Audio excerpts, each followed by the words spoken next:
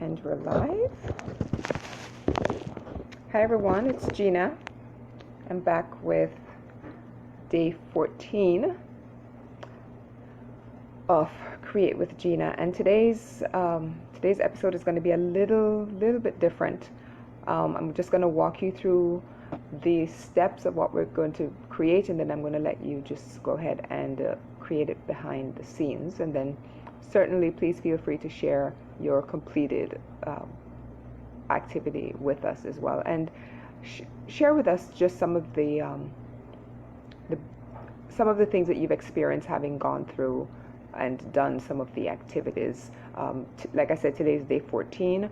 If you're looking for previous episodes, you'd have to look for day and then the number, and you can also look up the hashtag Create with Gina, and all of the previous videos will also come up, and you can decide which of those you want to do. But please feel free to share with us the completed activity in the comments below that particular video as well. So today we're going to be doing something called a gratitude jar, and we'll also create what's called a feelings jar. I think with everything that's been going on, we sometimes might think that where everyone goes through that particular challenging event the same way, and that's certainly not true. It's not true for adults, and it's certainly not true for children. And I think if we put something in place that would allow them to express what they're going through, I think it would make these times a little bit easier for all of us to go through. So one of the things that I started doing with my youngest son was, before we go to sleep at night, I would lay down with him and basically ask him how his day was, and give him a chance to kind of work through different things that happened throughout the day. He's homeschooled. He was homeschooled before this whole coronavirus thing, reared its ugly face, and he's most likely going to be homeschooled after this, because he's going to be so terrified of going to a brick and mortar school, which was his original plan for high school. But kids do get anxiety, as adults do as well, and I think with all the changes that have been occurring, that's certainly something that parents are probably going to be looking at in the future, and especially with the extension of the social distancing. And around here, schools are closed, and the last one I received was pretty much until around the end of April. So anyone who was used to going to a brick and mortar school are now going to be homeschooled or doing things a virtual way, which, technology has really been effective in the last few weeks. It's been challenging for parents who are not used to homeschooling their kids. It's certainly challenging for kids who are not used to being at home and taking online lessons.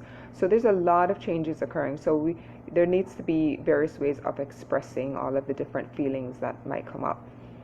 But I'm also part of a group that does basically does a gratitude, or we share 5 things that we're grateful for each day. And I thought we should go ahead and just start with that. So let me go ahead and grab the jar. What you're going to need for this is literally an empty jar. I mean, it doesn't have to be glass, but just an empty container with a lid, and on it you simply write gratitude. And what you can do is simply beside each jar, or just have the jars together. What you're going to need is just a stack of little pieces of paper, and you're going to need a pen, and just place, you can place it here, or you can place it just beside the container, and each time you or your kids find something or experience something that you want to put into the gratitude jar, just simply write it on the piece of paper, open it up, place it inside, and at the end of the day, you may want to, as a family, just sit and go through each of the pieces of papers that are in there, and just talk about them. Why are you grateful for this? What happened that made you think about this particular thing, and place it in the jar. So it's another way of bringing the family together in a more positive way. So that is the first one, the gratitude jar. The next one is the the feelings jar, and it would be the same thing. You'd have a stack of papers and a pen, and the feelings jar is a little bit more intense than the gratitude jar. And basically, for that, what you're going to do is have this available so that throughout the day, if your child or even yourself, if you're going through something, you simply grab a piece of paper, you write your feelings on there, you put it into the jar, and maybe the same thing at the end of the day, you sit and go through these feelings as a family. You're hearing some music in the background. That's from the dryer that just stopped. So you can decide whether you want to go through the feelings at the end of the day, or do you want to go through them as they occur. It's entirely up to you. As a parent, you can decide that you're going to pay attention to when particular papers are dropped into the jar, and maybe take a moment to read them and decide, well, do we want to discuss this now? Find out what particular child put that in there, or maybe the other parent put it in there, and decide if that is something you want to go through and discuss earlier than in the evening. Now, one of the things you could also do is create what's called an urgent feelings jar. You could have a third jar, and the urgent feelings would be for something that has come up that cannot wait until the evening, and you discuss that then. Because face it, there are kids who, they experience something and they really want to have, it really needs to be dealt with at that particular moment. You don't want to leave that to boil and boil until the end of the day. So sometimes there are things that you might want to have discussed when they occur. So hence you could have a third jar called the urgent feelings jar, and rather than have that particular child or whatever parent or adult is there put it into the regular feelings jar, you have it put into the urgent feelings jar and have that discussed as it comes up.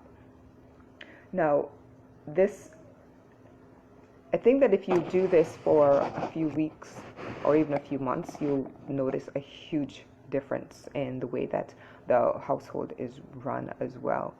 And I think this can add to certainly a shift in mindset and how you can combat different negative thoughts and feelings that might come up. Now, the reason why I decided I would do both of them right now, because initially I just wanted to talk about the gratitude jar, but I think that both should be available. I wanted to go ahead and discuss both of them now, because I think if we focus so much on the positive, and kind of ignore the negative issues that might come up, the negative feelings that might come up, I think we're going to end up with a lot of people who have a lot of different psychoses by the end of this whole coronavirus event.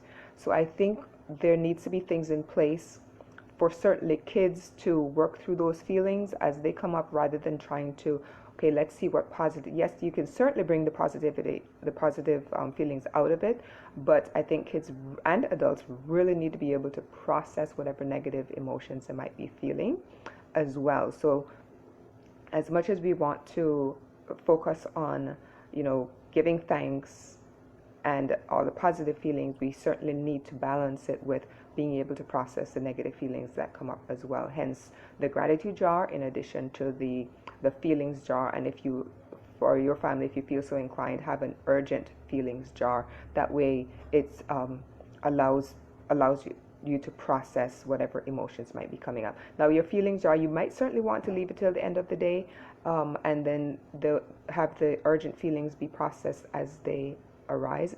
The decision is yours, how you want to run it in your family.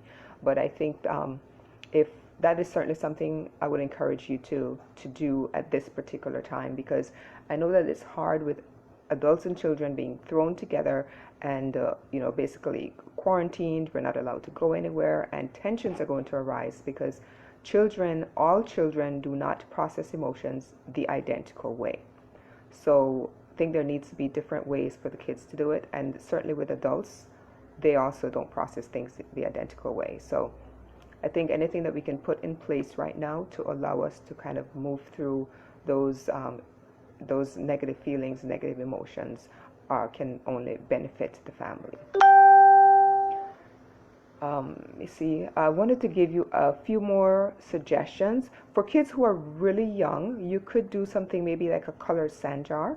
And since if they cannot speak, then certainly have them point to different colors. Maybe you want to have the yellow as just like I'm feeling this way, and the red meaning that you're feeling really angry, and then have different shades in between. That is certainly another way that kids can, who are not able to speak, can help to process. That way they can show the parent, because usually if a child gravitates toward a certain color, that's usually corresponding with the inner emotion that they might be feeling. So that's another way that you might want to incorporate jars into your daily living at this point.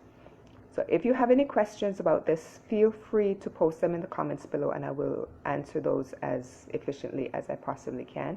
And if you do decide to try this activity, please go ahead and just post the pictures of your jars in the comments section below, and I will take a look at them. I love to see what you're creating. So please feel free to share them in the comment sections below. I want to make sure that I am saying everything I wanted to share. Now, there doesn't have to be any limit on how many gratitude papers you put in, but if you want to have a limit, and that would certainly kind of narrow down the probably the most important parts, moments that particular child or adult had experienced. So maybe you want to have 5 things per day. Certainly have enough papers available and pens so that those can be written and placed into the container. Oh, there is something I wanted to mention. You could have another jar. Let's pretend that this jar doesn't have any papers written on it. Have another jar that has water in it. And as you process or allow the child to process a particular emotion from the feelings jar that they might have experienced, have the jar that has some water, maybe a few drops of dishwashing liquid, and once you've processed that particular feeling, take that piece of paper and drop it into the jar with the water, and as it disintegrates, it's symbolic for the processing of that particular emotion with that child. And that doesn't necessarily mean that that emotion is not going to come up again. If it comes up every single day, you can process it every day in the same manner, because it doesn't, we're going to be cooped up together for a while. So, but just have that jar available, just to kind of symbolize the processing. And you can do it for the regular feelings jar as well as the urgent feelings jar as well. All right, so that's what I wanted to mention, to make sure that it's always safe for your children to express the emotions, because we certainly don't want kids to bottle up what they're feeling during this time. We want them to be able to express their feelings, and as well as adults, you want to be able to express your feelings in a safe manner. So always make it safe for everyone to express whatever they're feeling. Now, for some kids who are older and don't feel kind of grown, don't want to do this, maybe you want to create like a punching pillow or a scream box, and have that available, that they can process their emotions that way as well. So there's a lot of different things, and if you have your own particular ways of doing things that you'd want to share with us, please feel free, because I love to learn what everyone else is doing as well. And I do believe that is everything I wanted to share. Again, please take a photograph of your particular activity and share it with us here in the comment section below. And I look forward to seeing you tomorrow for the next episode. Thank you again for being here with me on Create with Gina.